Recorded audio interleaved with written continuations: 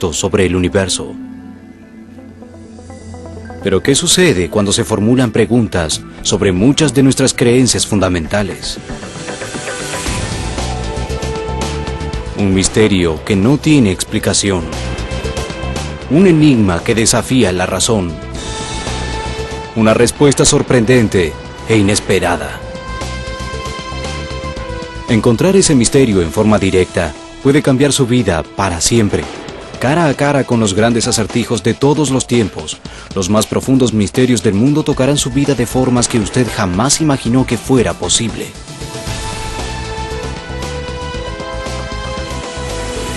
Encuentros con lo inexplicable. Según una encuesta Gallup, 12 millones de personas en los Estados Unidos solamente afirman haber tenido una experiencia cercana a la muerte. Se han escrito innumerables libros y artículos sobre este fenómeno. Las historias parecen ser demasiado increíbles para ser verdad, y muchas tienen como prueba que la muerte no es el fin, y que en realidad podría ser un nuevo comienzo. La historia de Daniel Brinkley sobre su experiencia cercana a la muerte es un caso oportuno, y es tan fantástica que es mejor que sea contada por su propio protagonista. Había un ruido de campanas mientras el túnel se movía y me rodeaba. Y luego, de pronto, ya no estaba Sandy llorando. No había paramédicos asistiéndome. Solo estaba yo en ese hermoso túnel. Miré hacia adelante, hacia donde estaba la oscuridad. Allí había una luz y comencé a moverme hacia ella lo más rápido posible. Me movía sin las piernas a una alta velocidad. Adelante la luz se hacía cada vez más intensa hasta que alcanzó a la oscuridad y me dejó parado en un paraíso de luz brillante. Era la luz más brillante que jamás había visto. También era relajante para mis ojos. Miré hacia la derecha y pude ver una figura plateada que aparecía como una silueta a través de la niebla. Cuando se aproximó comencé a sentir un profundo sentimiento de amor que abarcaba todos los significados de la palabra.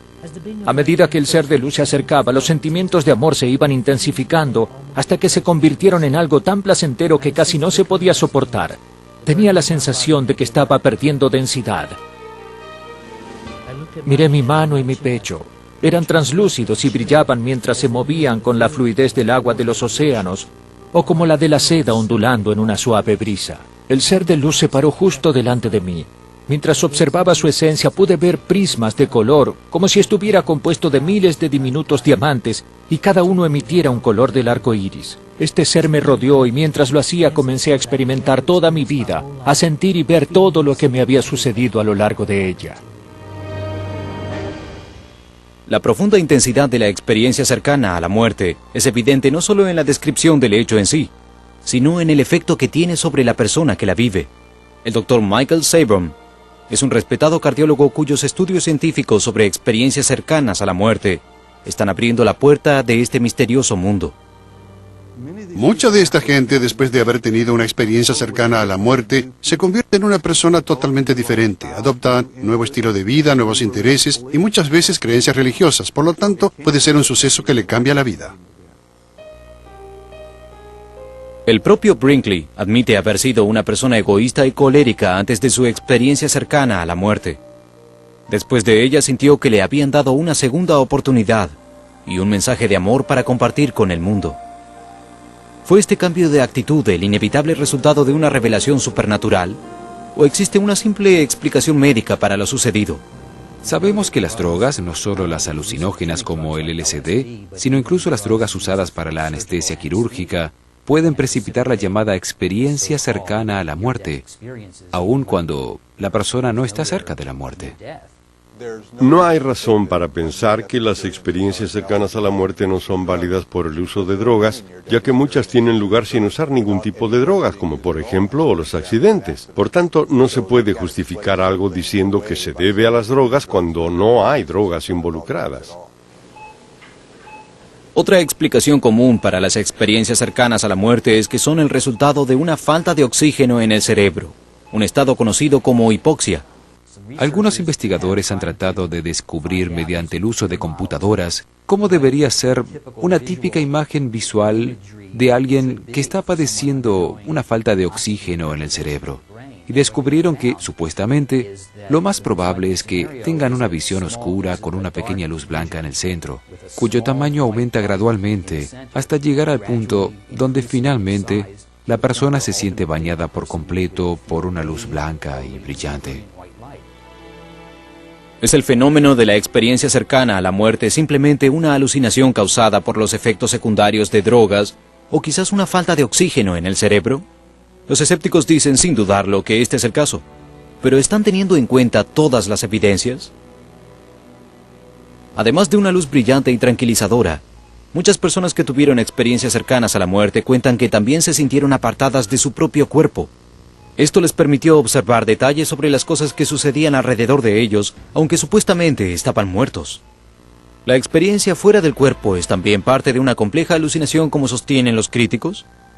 Los expertos que han estudiado el fenómeno creen que esa explicación no es suficiente. Una teoría que explica las sensaciones que la gente tiene durante una experiencia cercana a la muerte es que están teniendo alucinaciones o que quizás están como en un estado de sueño. Sin embargo, hay algunos aspectos que esta teoría no explica muy bien. Uno es la sorprendente sensación de realidad y el significado espiritual que dura meses o años, a diferencia de la mayoría de los sueños o alucinaciones. Otro es la habilidad para ver sucesos que la persona que los experimenta no podría haber visto cuando estaba inconsciente. En mi primer estudio a principios de los años 80, participaron 116 pacientes. Se estudió la experiencia cercana a la muerte desde un punto de vista médico y científico. Y lo más importante de mi hallazgo fue que la experiencia fuera del cuerpo aparentemente era real, en la que se observaban detalles precisos que después podían ser comprobados una vez investigados y comparados con los registros médicos. La alucinación producida por la carencia de oxígeno es una percepción de irrealidad. En mis dos estudios, lo que pude mostrar es que las personas durante una experiencia fuera del cuerpo, durante el tiempo que están físicamente inconscientes, perciben la realidad. Por lo tanto, si es la realidad, perciben cosas que pueden ser documentadas en registros médicos u otras fuentes de información. Entonces, no es una alucinación y no es consecuencia de falta de oxígeno. Uno de los ejemplos más convincentes de una experiencia fuera del cuerpo y cercana a la muerte es el de Pam Reynolds. A los 35 años le diagnosticaron una aneurisma cerebral que amenazaba su vida. Su única esperanza era que le practicaran una operación muy inusual. Para salvarle la vida, los médicos tendrían que drenar la sangre de la cabeza de Pam Reynolds. Además, bajarían su temperatura corporal a 15 grados, sus latidos y su respiración cesarían por completo y sus ondas cerebrales serían planas. Los médicos que realizaron este intenso procedimiento lo han apodado pausa, ya que prácticamente Reynolds estaría muerta. ¿Pero lo estaba? El proceso de la muerte, científicamente, ahora es conocido como un proceso, y no como un punto en el tiempo. Comienza con una realidad normal, donde uno está despierto, y termina con una muerte irreversible. Durante este proceso, el cuerpo muere en diferentes etapas. El problema que tenemos como científicos y médicos es determinar cuándo realmente está muerto el cerebro, es decir, cuándo la persona está realmente muerta. En el caso de Pam, una de las principales preocupaciones del cirujano eran los ataques acompañados de convulsiones. Para tomar precauciones con respecto a eso y otras complicaciones, el cuerpo y el cerebro de Pam fueron ampliamente instrumentados y monitoreados, lo que hace que lo que sucedió después haya sido aún más intrigante. Pam Reynolds tuvo una experiencia cercana a la muerte muy intensa, en un momento en el que no había registrado ninguna actividad de ondas cerebrales ni actividad en el tallo cerebral. Esto elimina la posibilidad de que fuera provocado por una convulsión, ya que durante la experiencia no registró ningún ataque acompañado por convulsiones en el electroencefalograma. Además tenía tapones en ambos oídos, así que no pudo escuchar lo que se estaba discutiendo en la sala de operaciones. Y ella puede recordar las discusiones exactas que se llevaban a cabo en el momento que estaba teniendo la experiencia. Bien, voy a entrar. Apresúrense. Pero quizás la evidencia más convincente en el caso de Reynolds es el detalle con el que Pam pudo describir una herramienta quirúrgica en particular. Durante su experiencia fuera del cuerpo, Pam vio una herramienta que más tarde diría que se parecía a un cepillo de dientes eléctrico con una ranura. También advirtió que la herramienta tenía hojas intercambiables. Estas eran guardadas en algo que parecía la caja de una llave de boca tubular. ¿Cómo pudo Pam describir con tanta precisión los detalles de lo que sucedió en la sala de operaciones cuando supuestamente estaba muerta? Pero esto prueba que las experiencias cercanas a la muerte nos ofrecen echar un vistazo dentro de una nueva realidad que existe más allá de la tumba. Y si así es, ¿esa realidad siempre está llena de luz y belleza? ¿O es posible que haya oscuridad y miedo esperándonos del otro lado? La mayoría de las experiencias cercanas a la muerte relatadas son sucesos agradables y apacibles llenos de luz y amor. Pero ese no fue el caso de Howard Storm, quien cree que literalmente fue al infierno y volvió, y vivió para contarlo. Antes de su experiencia cercana a la muerte, Howard Storm siempre se había considerado un libre pensador. También era un admitido ateo. Para él creer en Dios era absurdo, pero todo eso cambió durante un viaje a París en 1985. Howard y su esposa Beverly se estaban preparando para regresar a casa cuando él comenzó a tener terribles dolores de estómago. ¿Por qué no te recuestas? Veré si puedo llamar a un médico. A Storm le diagnosticaron una perforación en el intestino delgado. Le dijeron que su caso era urgente y que debía ser operado en 1 hora. Pero eso no fue lo que sucedió. Las horas pasaron. Howard y su asustada esposa no hablaban francés y no comprendían por qué aún no lo habían operado. La agonía de su estado debilitó a Howard. Sabiendo que estaba cerca de la muerte, se despidió de su esposa y se quedó dormido. Cuando abrí los ojos, vi que estaba parado junto a la cama y parecía imposible, porque me había muerto solo un momento antes. Luego vi a Beverly, mi esposa, sentada en la silla que se hallaba frente a mí, del otro lado de la cama. Traté de hablarle. Todo está bien, estoy aquí. Podemos irnos. Pero ella actuaba como si no pudiera verme ni oírme. Entonces grité, cariño, ¿puedes oírme? Y no pasó nada. Yo me sentía más vivo que en toda mi vida y ella me ignoraba como si yo no estuviera allí. Y luego oí voces que me llamaban desde afuera de la habitación. Estas personas que estaban afuera me decían, apresúrate, ven con nosotros, hace mucho que te estamos esperando. ¿Quiénes son ustedes? Les pregunté una y otra vez quiénes eran, pero insistieron tanto en que debía ir con ellos que lo hice, suponiendo que me iban a llevar a que me practicasen la operación. Seguí a estas personas que me habían rodeado y que me estaban llevando hacia una niebla cada vez más espesa y oscura. Me asusté mucho, pero ellos insistieron en que avanzara un poco más en esa oscuridad circundante. Comenzaron a empujarme, a jalarme y a gritarme. Yo me defendí como pude. Había docenas de ellos, quizás cientos de miles. No podía distinguir porque estaba muy oscuro. Para mi horror y mi aversión, estaban despedazándome, mordisqueándome y arañándome, consumiéndome. Se reían y burlaban de mí, y cuanto más me lastimaban, más lo disfrutaban. Mientras yacía en el piso en posición fetal tratando de protegerme de sus patadas, de sus adiós. Y pedimos 2 veces más. Traté de recordar lo que rezaba cuando era niño y me salieron frases mezcladas del Salmo 23, el juramento de lealtad a la bandera y el Padre Nuestro.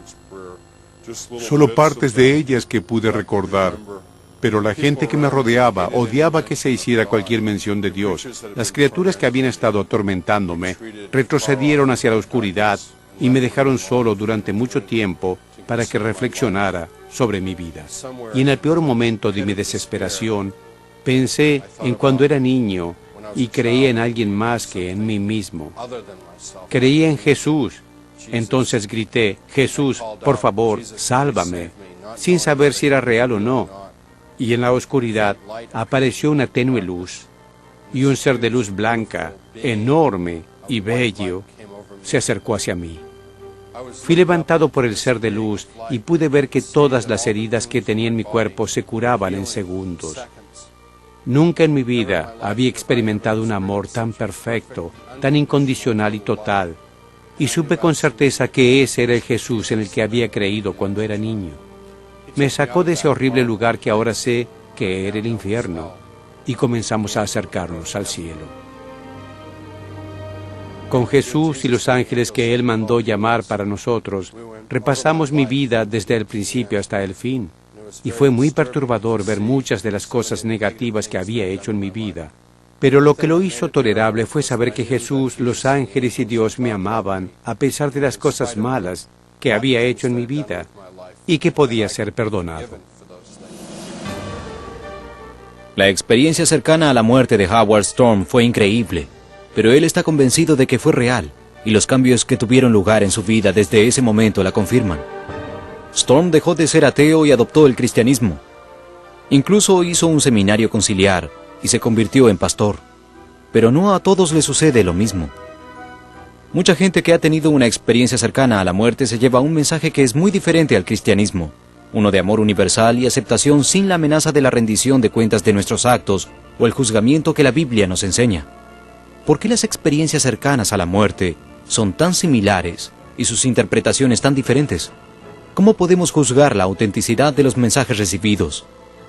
¿Y podemos confiar en los seres de luz que han aparecido ante tanta gente? En mi estudio a personas que tuvieron una experiencia cercana a la muerte, algunos dijeron haber visto un ser de luz que interpretaron automáticamente que era Jesucristo, pero ese ser nunca se identifica. Esa identificación es dejada a cargo de la persona. En realidad, muchas personas han contado que tuvieron experiencias cercanas a la muerte desagradables, durante las cuales vieron un ser de luz que emanaba maldad. De algún modo, la persona sabe que ese ser es Satanás, otros lo han llamado el ángel de la muerte, y la Biblia lo constata. En la segunda carta a los Corintios, capítulo 11, versículo 14, el apóstol Pablo nos dice que el propio Satanás se disfraza de ángel de luz, y que sus servidores se disfracen de servidores de la justicia. Teniendo en cuenta esto, la identidad de estos seres se convierte en algo muy problemático. Hablando en términos bíblicos, hay ángeles caídos y Satanás está al mando de ellos. Y también hay ángeles buenos que están en la legión de Dios. Yo creo que ambos tipos de ángeles se encuentran presentes durante la experiencia cercana a la muerte. Y por eso debemos ser muy cuidadosos sobre cómo interpretamos lo que vemos durante partes trascendentales de esta experiencia, lo que significa y el mensaje que nos da. El hecho de que estas experiencias frecuentemente contradigan la visión que tiene la Biblia sobre la muerte me hace dudar. Es por eso que pienso que algunas experiencias cercanas a la muerte son visiones falsas. Su significado se intensifica porque ocurren en un estado alterado. Pero su mensaje es tan contradictorio a la Biblia que podría ser de Satanás. Las experiencias cercanas a la muerte son una experiencia espiritual o una ilusión fisiológica. Los mensajes transmitidos durante estos eventos están llenos de verdades o de mentiras. ¿Hay alguna clave para develar el misterio? Lo que le diría a una persona que ha tenido una experiencia cercana a la muerte es que es una fuerte experiencia espiritual, que el énfasis en Dios que sacan de ella es real, pero que necesitan ir a la Biblia para entender lo que significa, qué camino deben recorrer a partir de ese momento. La experiencia cercana a la muerte es omnidireccional. Los puede enviar por muchos caminos diferentes y muchos son incorrectos. Por lo tanto, creo que nuevamente nos lleva hasta las Sagradas Escrituras, hasta la Biblia, para saber cuál es el camino hacia la vida real después de la muerte. A pesar de los mensajes espirituales que contienen las experiencias cercanas a la muerte, o quizás debido a ellos, muchos cristianos se rehúsan a aceptarlas como reales. Pero podría haber un fundamento bíblico para estas historias. Pienso que tenemos un ejemplo de una experiencia cercana a la muerte en la segunda carta a los Corintios, capítulo 12, cuando Pablo fue al tercer cielo. Mucha gente piensa que esa experiencia tuvo lugar durante su segundo viaje misionario fuera de la ciudad de Listra, cuando fue apedreado y abandonado para morir. Al principio él dijo, estuve en el cuerpo o fuera de él, no lo sé, Dios lo sabe. Dijo eso 2 veces. Eso es muy característico de la forma en que se siente la gente cuando está teniendo una experiencia cercana a la muerte y siente como si estuviera fuera de su cuerpo físico. Luego de eso, Pablo fue al tercer cielo, vio revelaciones y dijo que ningún hombre era capaz de describirlas adecuadamente cuando regresaba. Nuevamente pienso que esto se refiere a una experiencia cercana a la muerte que él tuvo. Las explicaciones religiosas para la experiencia cercana a la muerte abundan, pero la ciencia está basada en la objetividad, y en un esfuerzo por aprender más sobre este misterioso fenómeno, se han llevado a cabo varios estudios científicos. Pero ¿qué tan objetivo se puede ser cuando se evalúa una experiencia cercana a la muerte? Si uno tiene tal experiencia, ¿no será interpretada a través del prisma de su propia historia? En otras palabras, ¿simplemente vemos lo que queremos ver? La respuesta a esa pregunta podría encontrarse en un estudio llevado a cabo por el investigador Kenneth Ring. Recientemente realicé un estudio en el cual entrevisté a 31 personas ciegas acerca de sus experiencias cercanas a la muerte, incluyendo algunas que eran ciegas de nacimiento. Estas personas relataron las clásicas experiencias, y lo más interesante fue que el 80% de ellas contó que pudieron ver cosas de este mundo que no podrían haber visto, y que sabemos que realmente vieron, pues tenemos evidencias independientes que respaldan sus afirmaciones.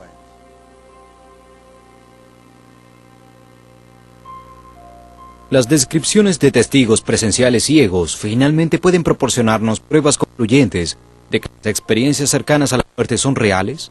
Y si lo son, ¿cuál es su mensaje fundamental? El Dr. Michael Sabom cree tener la respuesta. Opino que el mensaje de una experiencia cercana a la muerte es que hay algo además de nuestra realidad física, hay un reino espiritual. También creo que hay un mensaje de Dios, que hay un Dios. Es similar a la revelación general que vemos en el primer capítulo de la carta a los Romanos que escribió Pablo en el Nuevo Testamento, que la ley de Dios está escrita en el corazón de todos los hombres. Y pienso que la experiencia cercana a la muerte hace que la persona tome conciencia de eso en el momento en que está en el proceso de la muerte. Hasta el día de hoy no hay evidencias científicas que nos permitan simplemente explicar el fenómeno de la experiencia cercana a la muerte. Quizás es por eso que el mensaje espiritual de la experiencia cercana a la muerte parece resonar tan fuerte en la gente de todo el mundo. Y aún la ambigüedad de esa experiencia sigue siendo inquietante. ¿Qué podemos esperar cuando nos morimos? ¿Seremos abrazados por un hermoso ser de luz que podría ser el propio Dios? ¿O seremos embaucados por un ángel de la oscuridad, empeñado en destruirnos? Solo una cosa es segura: todos los días la gente se muere por descubrirlo. Por cientos de años, los historiadores y arqueólogos pueden discutir sobre quién construyó las grandes pirámides y cómo lo hizo. Es posible que la respuesta pueda encontrarse no en una antigua tumba egipcia, sino en una maravillosa atracción turística de la actualidad, ubicada en la Florida, que se llama Castillo de Coral. De apenas 1,52 m de altura y con un peso menor a los 45 kilos, un hombre llamado Edward Leeds Calnin parece haber realizado la hazaña hercúlea de excavar, cortar, mover y levantar 1.100 toneladas de roca de coral. ¿Puede haberlo hecho él solo? Leeds Calnin dijo que sabía los secretos de cómo fueron construidas las pirámides de Egipto, y creo que su afirmación fue correcta. De alguna manera, Leeds Calnin encontró de casualidad algún mecanismo que solo sabían los arquitectos de la antigüedad, y usó ese conocimiento para hacer flotar enormes piedras de coral. Aparentemente, Leeds Calnin dedicó su vida entera a este proyecto. ¿Fue una obra de amor? ¿Por qué siempre trabajó solo y por la noche? ¿Cuál fue el gran descubrimiento que se esforzó tanto por guardar? El Castillo de Coral es quizás el misterio más intrigante de América. Al igual que las grandes pirámides de Egipto, no debería estar allí, pero está, y todos los días recibe visitantes en sus inusuales confines y su increíble historia. El epicentro del misterio del Castillo de Coral es el propio Ed Leeds Calnin. ¿Quién fue? ¿Por qué abandonó Latvia?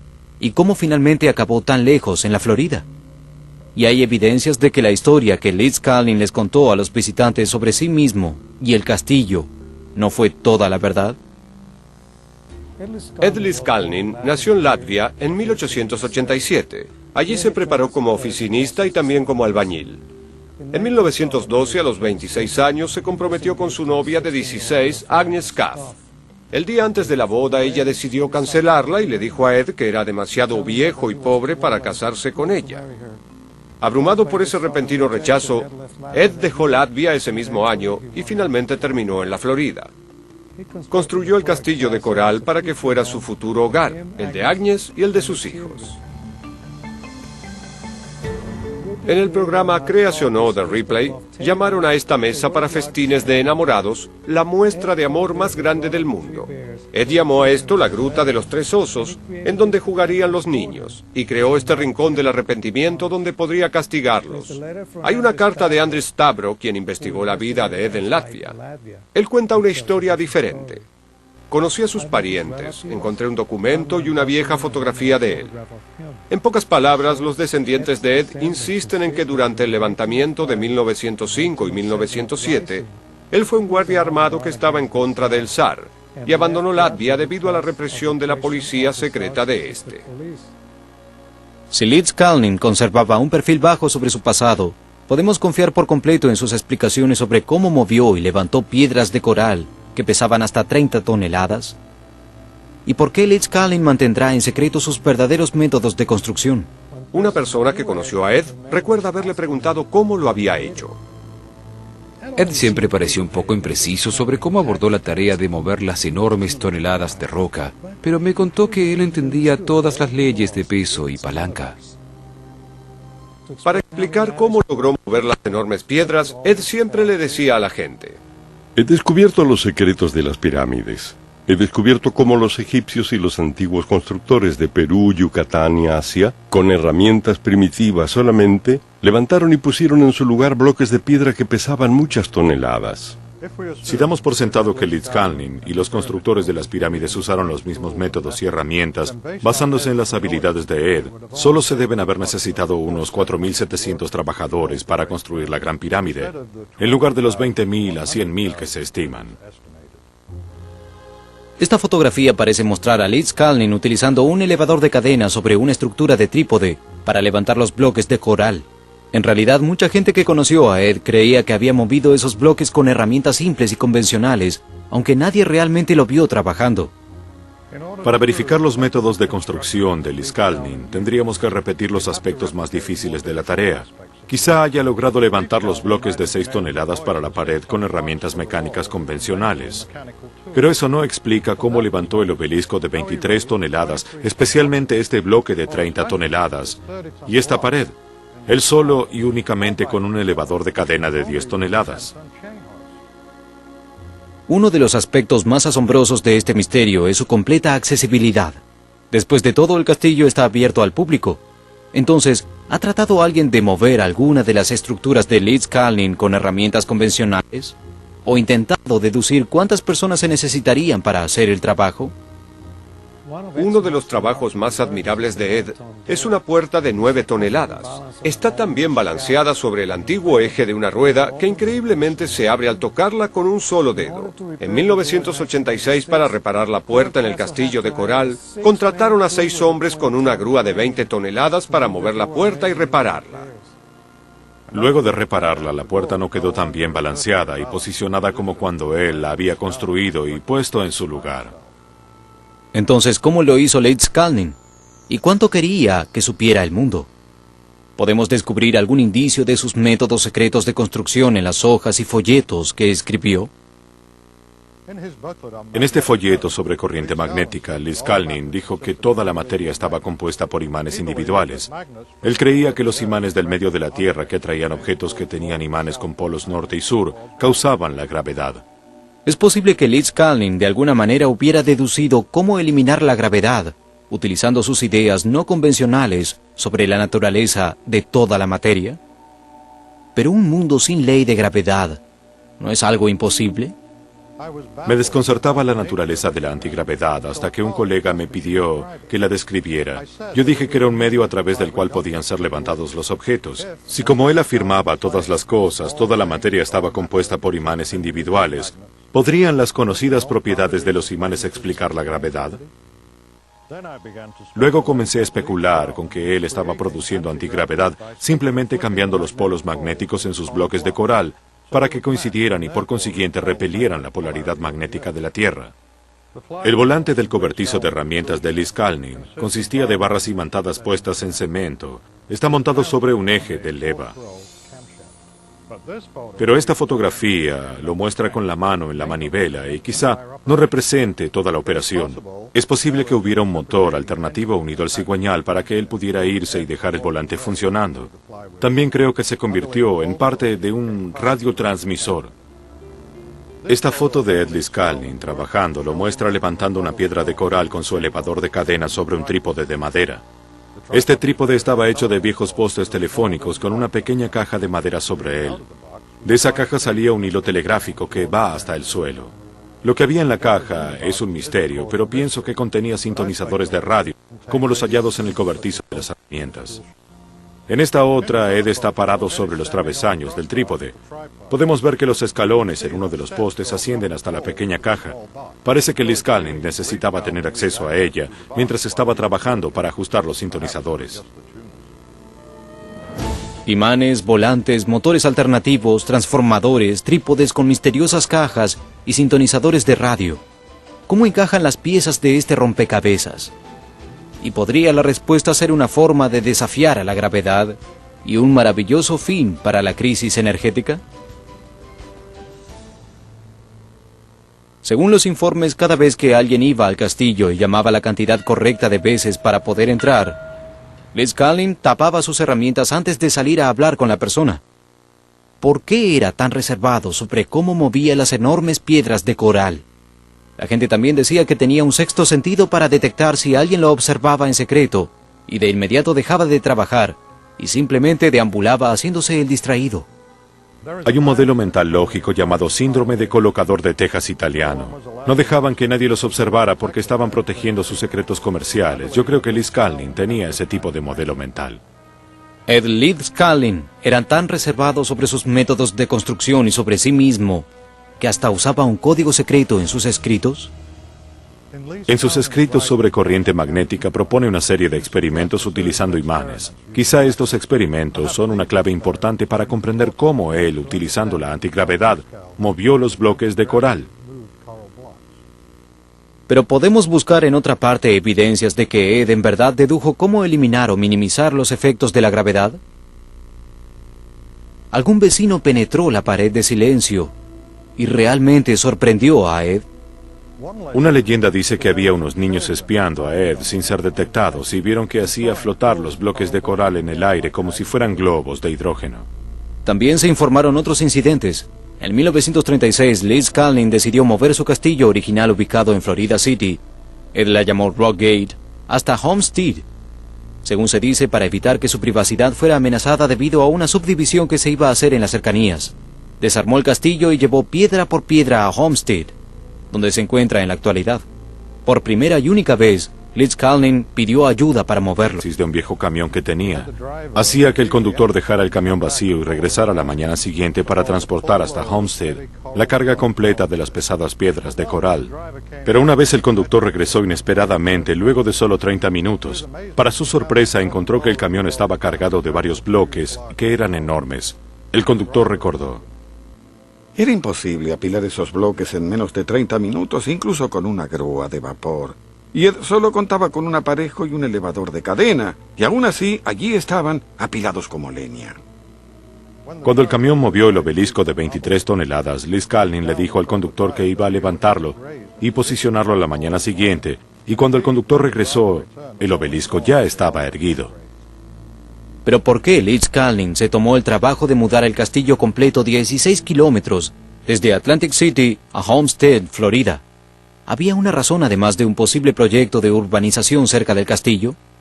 ¿Y la ubicación actual del castillo contribuye a su misterio? Algunos investigadores creen que hay una cuadrícula energética que está formada alrededor de toda la Tierra, un dibujo invisible de líneas de energía que concentran puntos de energía electromagnética en donde se cruzan estas líneas.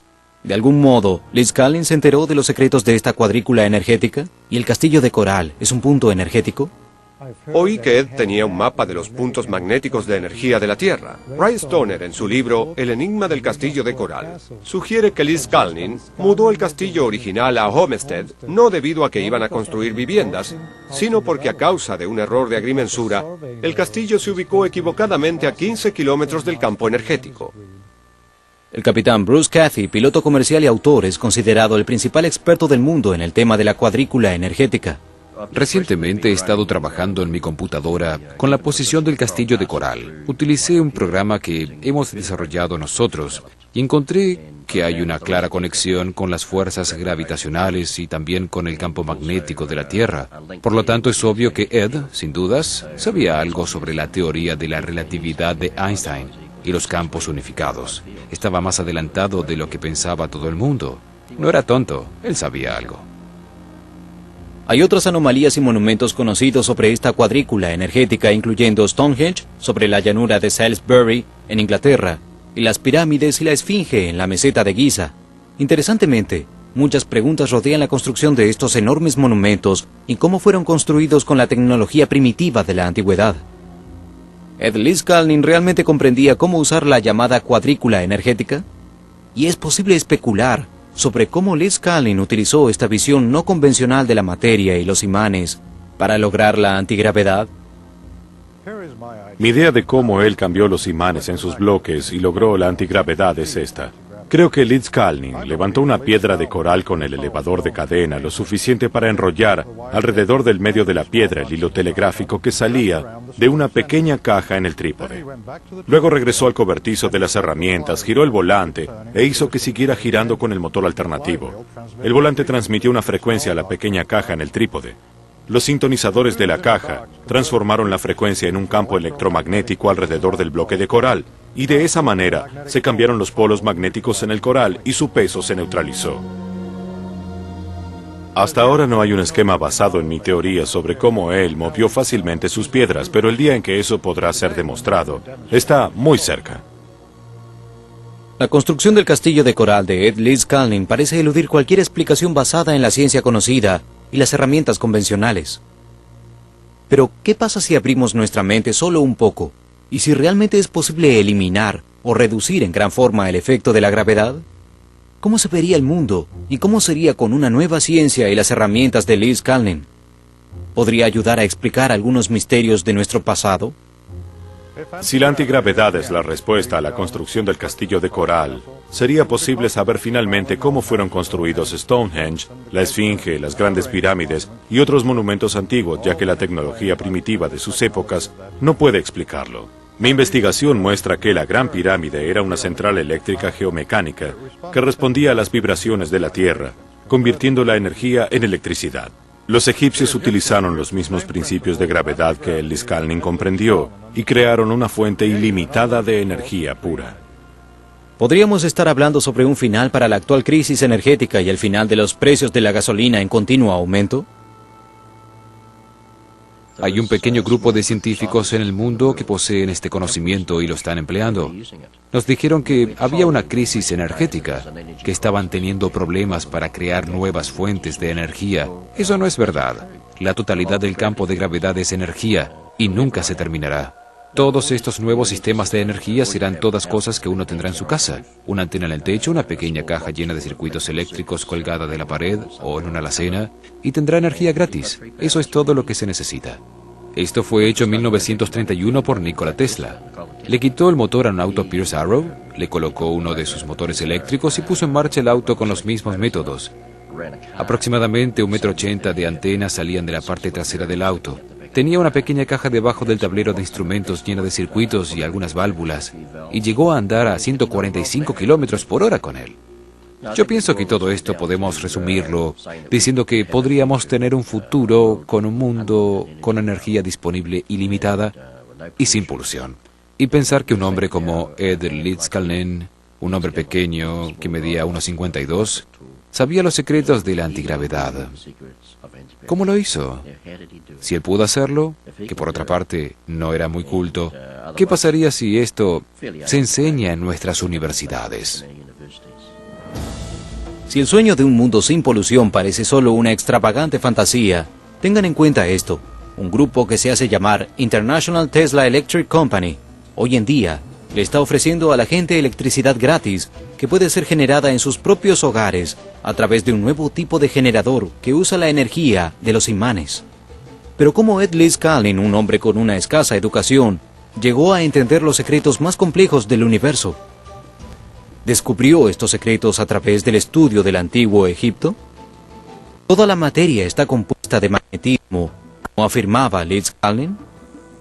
¿Y pueden los científicos hoy en día alterar la polaridad de los imanes para anular la atracción de la gravedad? ¿Podría ser que finalmente la respuesta sea una invitación para explorar y estudiar las cosas nosotros mismos?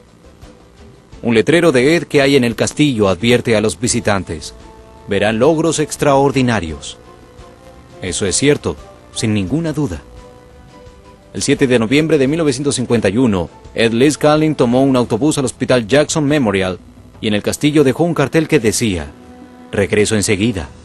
Un mes después, murió de cáncer en paz, mientras dormía. Desafortunadamente, Ed murió sin revelar sus secretos.